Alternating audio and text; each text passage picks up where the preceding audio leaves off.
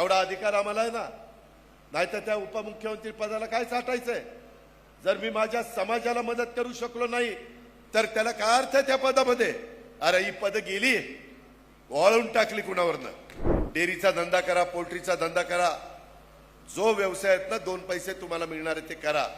काळ्या आईची इमाने इतबारे सेवा करा, त्याच्यातनं सोनं पिकवा, त्याला चांगला भाव देण्याची जबाबदारी माझी आणि धनंजय मुंडेची आहे. कांदा परदेशामध्ये पाठवत असताना निर्यात बंदी करायची नाही. कांदा उत्पादक शेतकऱ्याला मिळत 2 पैसे मिळू द्या. शेतकऱ्याचा हक्क आहे, अधिकार आहे.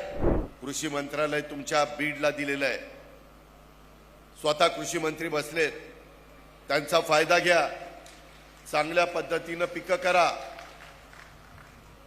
पशुधन डेअरीचा धंदा करा, पोल्ट्रीचा धंदा करा, जो व्यवसाय आहेत ना, 2 पैसे तुम्हाला मिळणार आहे ते करा.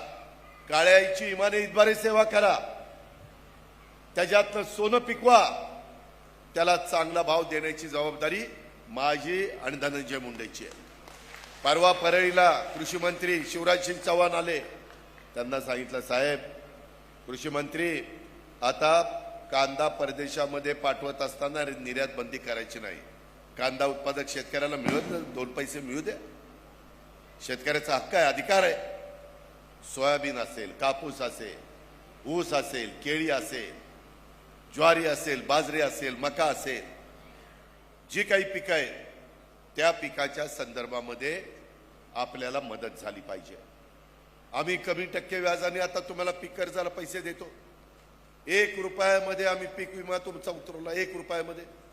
पहिले शेतकऱ्यांच्याकडनं पैसे घ्यायचो तेव्हा किती पीक विम्याचे लोकांची संख्या होती? पहिली 57 लाख. तुम्हाला पैसे भरायचे होते तेव्हा फक्त माझ्या महाराष्ट्रातले 57 लाख शेतकरी त्यांचा हिस्सा भरायचे. काही आम्ही भरायचो, काही केंद्र सरकार भरायचं. आता 1 रुपया तुम्ही भरायचा. किती शेतकरी वाढले माहितीये? 1,70,00,000. एवढ्या शेतकऱ्यांचा फायदा नाही झाला. त्याच्यामध्ये काही अडचणी आहेत, कधी कधी येते, ती आम्ही दूर करतोय. ही काही जादूची कांडी नाही, फिरवली की सगळं आलबेल. ह्यामध्ये या योजना आणताना फॉर्म भरताना त्रास झाला. मराठी भरायचा का इंग्रजीमध्ये भरायचा, ऑनलाईन बंद पडलं, त्रास झाला ना. कारण एवढ्या मोठ्या समाजाला त्याचा फायदा करून द्यायचा होता. त्या प्रकारे शेतकऱ्यांच्या बाबतीमध्ये देखील माझ्या आष्टी पाटोदा परिसरामध्ये दूध आहे ना बाळासाहेब.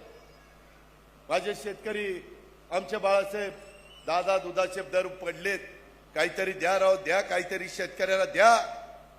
आम्ही लिटरला 5 रुपये गाईच्या दुधाला सुरू केले की नाही? शेवटी सरकार तुमचं आहे. अर्थमंत्री मी आहे, मी शेतकरी आहे, तुम्ही शेतकरी आहात, धनंजय शेतकरी आहे, बाळासाहेब शेतकरी आहे. शेतकरी आपली जात आहे, दुसरी जात नाही. शेतकरी आपली जात आहे. शेतकऱ्याला मदत झाली पाहिजे. त्याच्यामध्ये एकदा आम्ही कॅबिनेटला विषय आणला. कोणी सांगितलं की असं कसं करता येईल? असं कसं करता येईल? कसं करायचं बाकीचं माहित नाही. आदेश आहे, स्पेशल तेवढा अधिकार आम्हाला आहे ना, नाहीतर त्या उपमुख्यमंत्री पदाला काय साठायचंय? जर मी माझ्या समाजाला मदत करू शकलो नाही तर त्याला काय अर्थ आहे त्या पदामध्ये? अरे ही पद गेली, वळून टाकली कुणावरनं. त्या पदाचा वापर मग कृषी मंत्री असेल, अर्थमंत्री असेल, क्रीडा मंत्री असेल किंवा महिला बाल विकास मंत्री असेल, या पदांचा वापर युवक कल्याण मंत्री पद असेल, युवकांच्या करता, महिलांच्या करता, शेतकरी बांधवांच्या करता, समाजाच्या करता झाला पाहिजे. ही राष्ट्रवादी काँग्रेस पक्षाची भूमिका आहे. त्याकरता ही जनसन्मान यात्रा आहे. बोलाचीच कडीन बोलाचाच भात असलं नाही. माझी तुम्हाला विनंती आहे, लोकसभेच्या निवडणुकीच्या निमित्तानं तुम्हाला काय करायचं ते तुम्ही केलं, परंतु त्याच्यातून सरकार आलं केंद्रात. आज केंद्रातनं आपल्याला कोट्यवधी रुपयाचा पैसा आणायचा.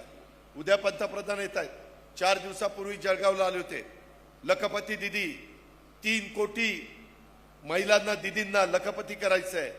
त्याच्यातल्या महाराष्ट्रातल्या 50 लाख महिला आम्ही लखपती करणार आहेत. हा आमचा संकल्प आहे.